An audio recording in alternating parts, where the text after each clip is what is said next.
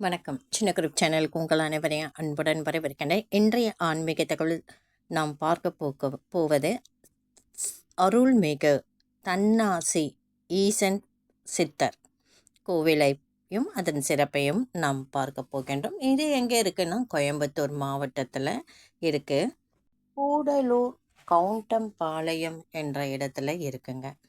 கோயம்புத்தூர் சிட்டிக்கு உள்ள இந்த சித்தர் கோவில் இருக்கும். இங்கே ரொம்ப பிரபலமானது.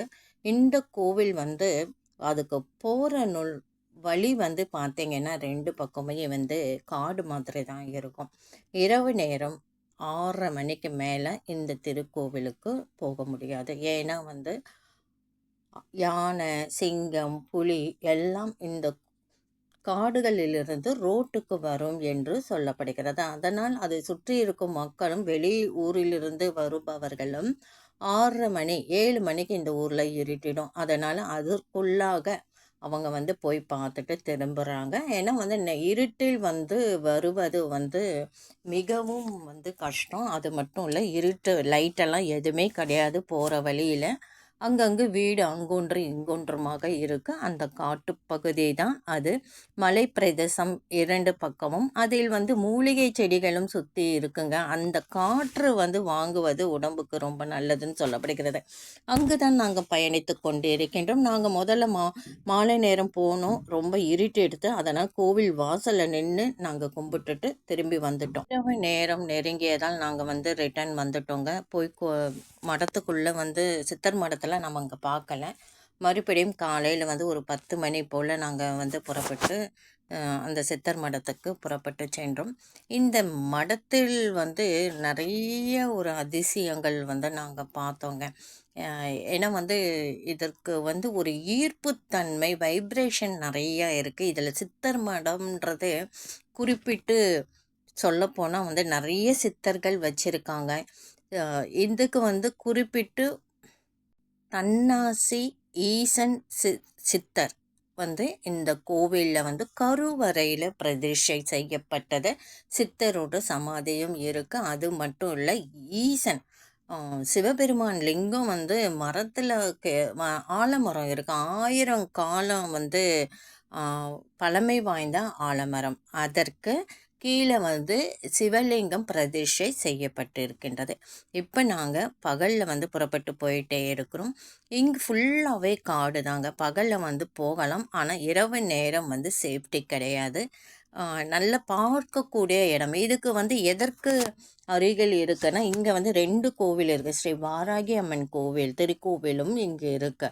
கூடலூர் கவுண்டம்பாளையம், அதாவது UIT கல்லூரி அருகில் ஸ்ரீ வாராகி அம்மன் திருக்கோவில் இருக்குது. அதுக்கு கொஞ்சம் தள்ளுனீங்கன்னா சித்தர் கோவில் இருக்கு. நாங்கள் காலையில் 6 மணியிலிருந்து மாலை 8 மணி வரைக்கும் இந்த கோவில் திறந்திருக்கும் என்று சொல்லப்படுகின்றது. மூட மாட்டாங்க. அதனால் நாங்கள் புறப்பட்டு சென்றோம். ஃபஸ்ட்டு வாராகி அம்மன் தரிசனம் பண்ணிவிட்டு நம்ம சித்தர் கோவிலுக்கு போகலான்ட்டு பிளான் பண்ணோம். அதன்படி நாங்கள் வாராகி அம்மன் கோவிலுக்கு புறப்பட்டு போயிட்டுருக்கோம். இது ரோடு கூட சின்ன ரோடு தாங்க. 2 வண்டி ஒரே டைமில் போக முடியாது. இதற்கு 2 வித வழி இருக்குது. ஸ்ட்ரீட் 2 பக்கமும் கொடுத்துருக்காங்க. இது பார்த்தீங்கன்னா பகலுன்றதுனால ஆள் நடமாட்டம் கிடையாது. 1, 2 பேர் தான் அப்படி போயிட்டு வந்துட்டுருக்காங்க.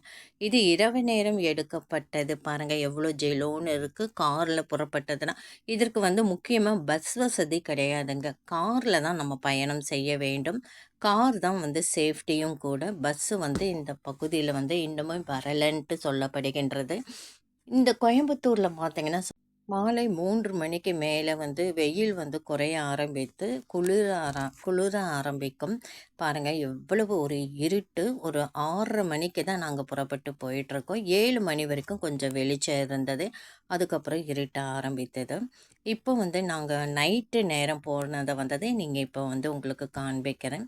பாருங்கள் 2 பக்கமும் மரம், செடி, கொடி, மூலிகை செடிகளும் இங்கே இருக்குங்க. அதனால தான் நாங்கள் டோரெல்லாம் ஓப்பன் பண்ணிவிட்டு அந்த காற்று வாங்கணும் என்று நாங்கள் புறப்பட்டு போனோம். இப்போ பார்த்திங்கன்னா பகல் நேரம் அதே சித்தர் கோவிலுக்கு நாங்கள் புறப்பட்டு போயிட்டு இருக்கோம். முதல்ல வந்து நம்ம வந்து வாராகி அம்மன் ஸ்ரீ வாராகி அம்மன் தரிசனம் பார்த்துக்கலாம். அந்த கோவில் மிகவும் சிறப்பு வாய்ந்தது சொல்லப்படுகிறது. அந்த கோவில் முழுவதும் மஞ்சள் சாணம் கரைத்து கோவில் முழுவதுமே வந்து அவங்க வந்து மூழ்கி இருக்காங்க. அதாவது கழுவி விட்டுருக்காங்க. அது ரொம்ப நல்லா இருந்தது. கோவிலில் வந்து நிறைய முதியோர்களை வந்து பராமரித்து கொண்டிருப்பதாகவும் வந்து சொல்லப்படுகின்றது. கொஞ்சம் வயது முதிர்ந்தவர்கள் அவங்க வந்து அந்த கோவிலில் வந்து அவங்களுக்குன்னு ஒரு தனியாக கூடம் அமைத்து அதில் வந்து அவங்கள தங்க வச்சு அவங்கள பராமரிப்பதாக சொல்லப்படுகின்றது. இங்கு வந்து பிரார்த்தனைகள் மக்களின் வாழ்க்கை பிரச்சனைகளுக்கு தீர்வும் பரிகாரமும், வேத வகுப்புகள், பக்தி யோகம், கர்மயோகம், ஞான யோகம், ராஜயோகம் மற்றும் பஞ்சபட்சி வகுப்புகள் வந்து இந்த ஸ்ரீ வாராகி அம்மன் கோவிலில் நடத்தப்படுவதாக சொல்லப்படுகின்றது. இங்கே வந்து பஞ்சமிக்கு வந்து பஞ்சமி திதி, அஷ்டமி, பஞ்சமி வந்து பூஜை வந்து சிறப்பாக கொண்டாடப்படுகின்றது. இந்த ஆலயம் வந்து மிகவும் சிறப்பு வாய்ந்ததாக சொல்லப்படுகின்றது. இப்போ வந்து நம்ம அந்த காலேஜ் தாண்டிட்டோங்க. காலேஜ் ஒன்று இருக்குது. அந்த காலேஜ் தாண்டி நம்ம போயிட்டுருக்கோம். ஸ்ரீ வாராகியம்மன் கோவிலில் வந்து அவ்வளவா வந்து தெரிந்தவர்கள் நம்ம உள்ளே வந்துட்டோம் பாருங்கள். ஸ்ரீ வாராகி அம்மன் படம், பெரிய திருவுருவப்படம், அங்கே 2 குத்து விளக்கு ஏற்றி வச்சுருக்காங்க. இதில் வந்து அந்த கட்டை மாதிரி கட்டியிருக்காங்க. அதெல்லாம் உள் நுழைஞ்சு நாங்கள் போய் ஸ்ரீ வாராகி அம்மன் தரிசனம் பண்ணிட்டு வந்தோம். ரொம்ப அருமையாக இருந்தது. பெரிய வாராகி அம்மன் திருவுருவ சிலை வச்சுருந்தாங்க. அதுக்கப்புறம் காளியம்மன் சிலை, எல்லா தெய்வங்களும் பிரதிஷ்டை செய்யப்பட்டது. ஸ்ரீ வாராகி அம்மனை நம்ம வணங்கிட்டோம். இப்போ வந்து நம்ம சித்தர் கோவிலுக்கு நம்ம புறப்பட்டு போயிட்டுருக்கோங்க. சித்தர் கோவில் வந்து அதே ஸ்ரீ வாராகி அம்மன் கோவிலை தாண்டி கொஞ்சம் தூரம் போனீங்கன்னா சித்தர் கோவில் வந்துடும். இன்னும் கொஞ்ச நேரத்தில் நம்ம சித்தர் கோவில் வந்து நெருங்கிட்டு இருக்கோம். சித்தர் கோவிலில் என்ன விசேஷம்னா நிறைய அதிசயங்கள் அந்த கோவிலில் நானே என் கண்ணறைய பார்த்தேங்க. இதுதான் சித்தர் கோவில். அருள்மிகு ஸ்ரீ தன்னாட்சி ஈசன் திருக்கோவில் நம்ம வந்தாச்சு. இப்போ காரை விட்டு இறங்கல. இதுதான் முன் வாசல். இதில் பார்த்தீங்கன்னா பாருங்கள், அந்த பக்கமும் இந்த சைடு வந்து ஃபுல்லாக வந்து கோவிலில் வந்து கொடிமரம்.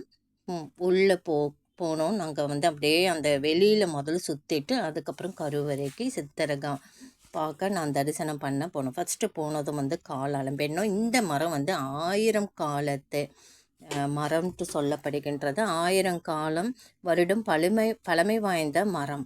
இந்த மரம் பார்த்திங்கன்னா பாருங்கள், அது விழுதுகள் வந்து நிறைய மரமாக வந்து வளர்ந்துருக்கு. இது வந்து சித்தர்கள் அனைவருமே தியான கூடம் இங்கு வைத்திருக்காங்க. பாம்பாட்டி சித்தர், அதுக்கப்புறம் வந்து நிறைய சித்தர்கள்லாம் இருக்கிறாங்க பாருங்கள். இங்கே ஒவ்வொரு சித்தர் வந்து இங்கே வச்சு தியானம் பண்ணுறாங்க. சித்தர்களுடைய மொழிகள் எல்லாமே வந்து அவங்க போர்டில் வந்து எழுதியிருக்காங்க